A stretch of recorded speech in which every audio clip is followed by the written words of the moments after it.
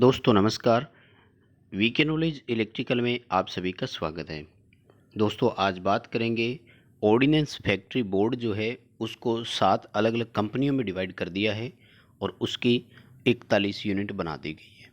अब हमारे सामने सवाल ये है, तो क्या बोर्ड से निगम यानी कंपनी बन गई तो क्या भर्तियां आएगी, या भर्ती आएगी तो क्या होगा? तो दोस्तों मैं आपको बता दूं, जो पहले बोर्ड था वो बोर्ड पूरे इंडिया में एक समान रूप से लागू होता है और सभी जितनी भी ऑर्डिनेंस फैक्ट्रियां थी उन सभी फैक्ट्रीज़ पर एक समान रूप से नियम लागू होते थे। पहले एक कंपनी जो थी, यानी कंपनी क्या, पहले एक जो ऑर्डिनेंस फैक्ट्री थी उसका कर्मचारी केंद्र सरकार का कर्मचारी कहलाता था प्रत्यक्ष रूप से, और वो ऑल इंडिया में कहीं भी ट्रांसफ़र करवा सकता था। ये नियम था पहले का। अब इसको 7 पीएसयू में बांट दिया है। पीएसयू का मतलब है पब्लिक सेक्टर अंडरटेकिंग, जो कि गवर्नमेंट ऑफ इंडिया का ही रहेगा। यानी एक तरह से कर्मचारी तो भारत सरकार के ही होंगे, लेकिन वो अप्रत्यक्ष रूप से भारत सरकार के होंगे अब, क्योंकि ये एक कंपनी जो होती है ये एक निगम कहलाता है, और निगम जो होता है ये हमेशा सेमी गवर्नमेंट होता है, यानी इनके अपने रूल होते हैं। सरकार से कुछ नियम अलग होते हैं, हट करके होते हैं। दूसरी बात, सरकार कोई भी ऑर्डर निकालती है, गवर्नमेंट ऑफ इंडिया कोई भी ऑर्डर निकालती है, तो उस ऑर्डर को फॉलो करने के लिए इन कंपनीज को अपना ऑर्डर अलग से निकालना होता है। यानी क्या होगा कि अगर मान लीजिए मैं एक एम्प्लॉइज़ के डियरनेस अलाउंस की बात करूं, तो यदि भारत सरकार 2% डीए इंक्रीज़ का ऑर्डर निकालती है, तो पहले ये ऑर्डर ऑर्डिनेंस फैक्ट्री के कर्मचारियों पर सीधे रूप से लागू होता था और उसी दिन से अप्लाई हो जाता था जिस दिन से गवर्नमेंट ऑफ इंडिया ने वो ऑर्डर निकाला है। लेकिन अब क्या होगा कि अब जब तक ये इनका खुद का निगम जो 7 कंपनियों में बांटा है, तो वो कंपनियां जब तक अपना ऑर्डर नहीं निकालेगी तब तक इन कर्मचारियों के डीए में वृद्धि नहीं होगी। यानी इनको निगम हित देखना है। ये हो सकता है 1 महीने अब डिले भी कर दें तो कर सकते हैं। दूसरी बात, 7 कंपनियां में बनाया है, तो एक कंपनी जो है उसके ऑर्डर दूसरी कंपनी पर लागू नहीं होते। ये भी एक बड़ा डिफरेंस होता है। तो किन में बांटा है देखिए, कैबिनेट ने अप्रूवल दी है, convert the production unit of ordnance factory board into 7 defence public sector undertaking. यानी पब्लिक सेक्टर अंडरटेकिंग है डिफेंस के अंतर्गत, रक्षा मंत्रालय के अंतर्गत, और 41 यूनिट में बांटा है। तो कंपनी टोटल 7 ही गिनी जाएगी, यूनिट नहीं गिनी जाती। एक कंपनी के अंदर जितनी यूनिट आएगी उन सब पर एक समान रूप से नियम लागू होगा, उनमें कहीं कोई दिक्कत नहीं आती है। जैसे एक कंपनी, अब कौन कौन सी कंपनी है और कहाँ कौन कौन सी यूनिटें हैं, देखिए उससे एक फ़ायदा और होगा आपको, क्योंकि पर्टिकुलर जब वैकेंसी आएगी तो आपको उसमें एक बेनिफिट ज़रूर मिल जाएगा। जैसे सबसे पहली जो यूनिट बनाई है वो बनाई है अम्यूनिशन एंड एक्सप्लोजिव, ठीक है।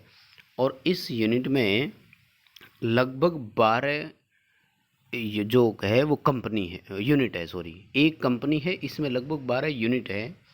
और इसमें भाई अपने यूपी एमपी राजस्थान यहाँ से कोई भी नहीं है, ठीक है, लगभग इन स्टेट से कोई भी नहीं है। दूसरी बनाई है कंपनी व्हीकल की, ठीक है, और इसमें है काफ़ी है। अगर अपन बात करें तो एक जबलपुर है, यानी एमपी की है व्हीकल फैक्ट्री जबलपुर। तो अब इसमें डायरेक्ट आ सकती है, ध्यान रखना, प्रत्यक्ष रूप से इसमें सब आएगी वैकेंसी, व्हीकल फैक्ट्री जबलपुर के नाम से आएगी अब। तो इसमें जब आप अप्लाई करेंगे तो आप पर पीएसयू जो ऑर्डिनेंस फैक्ट्री डिफेंस पीएसयू यानी डीपीएसयू लिखा होगा, defence public sector undertaking unit government of India vehicle factory, इसका रूल लागू होगा। दूसरी बात, इसमें जो आप सर्विस लग जाते हैं, तो देखिए इसमें टोटल 5 कंपनी है, तो आप इन पांचों के तहत ही अपना कहीं ना कहीं ट्रांसफ़र करवा सकते हैं। इनके अलावा आपका ट्रांसफ़र नहीं हो सकता। यानी आप व्हीकल कंपनी में लगे हैं, निगम में लगे हैं, तो आप इस एम्यूनेशन एंड एक्सप्लोजिव वाले निगम में नहीं आ सकते। दोस्तों, बोर्ड और कंपनी में इतना फ़र्क होता है। बोर्ड प्रत्यक्ष रूप से सरकारी होता है, यानी कंप्लीटली फुली गवर्नमेंट होता है, और ये सेमी गवर्नमेंट होता है। राज्य सरकार इनके लिए अलग से ऑर्डर निकालती है और ये अपना अलग ऑर्डर निकालते हैं। जैसे मैं राजस्थान विद्युत विभाग का आपको उदाहरण दूं, तो राजस्थान में विद्युत विभाग निगम है, पूरी तरह से सरकारी नहीं है, ध्यान रखना। तो 3 वितरण के निगम है, एक उत्पादन का निगम है, एक प्रसारण का निगम है। ठीक है दोस्तों, और ये अपने अलग ऑर्डर निकालते हैं हमेशा। उत्पादन निगम का ऑर्डर अलग आता है, प्रसारण निगम का ऑर्डर अलग आता है, वितरण के तीनों कंपनी अपना अपना ऑर्डर अलग निकालती है। यानी अगर जयपुर विद्युत वितरण निगम लिमिटेड ने कोई ऑर्डर निकाला है, तो वो जोधपुर विद्युत वितरण निगम के कर्मचारियों पर लागू ही नहीं होता, जब तक कि जोधपुर विद्युत वितरण निगम अपना ऑर्डर नहीं निकालता है। और इनको टारगेट दिए जाते हैं कि आपको निगम हित जो है वो सबसे ज़्यादा ध्यान में रखना होगा। दोस्तों, तीसरी यूनिट जो बनाई है, कंपनी जो बनाई है, वो है वेपन्स एंड इक्विपमेंट की। इसमें अपने फील्ड गन फैक्ट्री कानपुर है, गन केराज फैक्ट्री जबलपुर है, और ऑर्डिनेंस फैक्ट्री कानपुर है। देखिए, ये 3 इसमें शामिल हो रही है। यानी वेपन्स एंड इक्विपमेंट वाले में अगर भर्ती आती है, तो सबसे ज़्यादा हमें यूपी एमपी वाले स्टूडेंट को फ़ायदा हो सकता है, क्योंकि ये आपकी स्टेट में है इनकी यूनिट्स। तो स्टेट वाली यूनिट में जब वैकेंसी आती है तो फ़ायदा, यानी आपके लिए अभी हिसाब से देखें तो वेपन्स एंड इक्विपमेंट वाला जो कंपनी है वो बेटर रहेगा फ़िलहाल के लिए।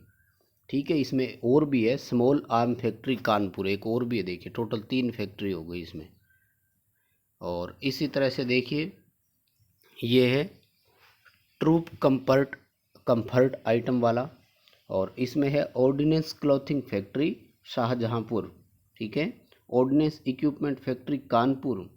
ठीक है, ऑर्डिनेंस इक्विपमेंट हजरतपुर, और ग्रे आयरन फाउंडर जबलपुर। तो ये ठीक है कुल मिलाकर के, है ना। और ये है 5वां एनिसिलियरी और ऑप्टो इलेक्ट्रॉनिक्स और पैरासूट। टोटल ये पैरासूट वाली कानपुर में है दोस्तों, और एक ही है पैरासूट वाली, ऑर्डिनेंस पैरासूट फैक्ट्री कानपुर। ठीक है, और ऑप्टो वाली जो है इसमें देखिए चंडीगढ़ है और देहरादून में है 2, यानी उत्तराखंड के लिए हो गया एक तरह से ये। तो कुल मिलाकर के दोस्तों ये 41 यूनिट में इन्होंने बांट दिया अलग अलग, और 7 कंपनी है। यानी अब 7 कंपनियों में अलग अलग तरह से वैकेंसी आएगी। पहले एक कॉमन वैकेंसी आती थी, जिसको आगे अलग अलग भागों में बांट दिया जाता था। दोस्तों, इस वीडियो को लाइक ज़रूर करना, चैनल पर नए हो तो सब्सक्राइब करना, अपने दोस्तों को भी आगे इसे फॉरवर्ड ज़रूर करना।